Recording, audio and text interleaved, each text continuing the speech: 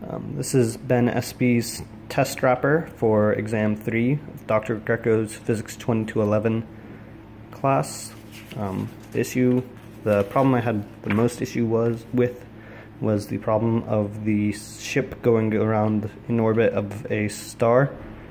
We were just supposed to find F parallel, F perpendicular, and F net at each point.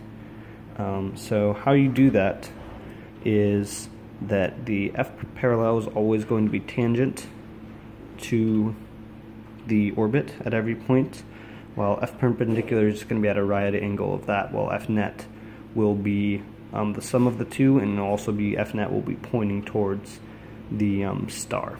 So if you look at point A, it is actually reached full velocity, so its F parallel is 0, so all the F net is going towards the sun at F tangent.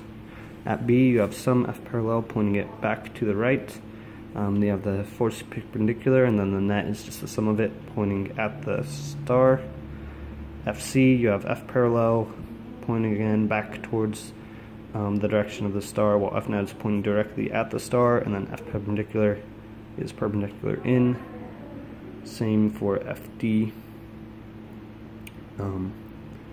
And then FE, you actually reach the furthest point in the star's orbit. So at this point, it has actually reached its minimum velocity because F parallel has been slowing it down as it goes around here, and then when it gets here, F parallel is actually 0.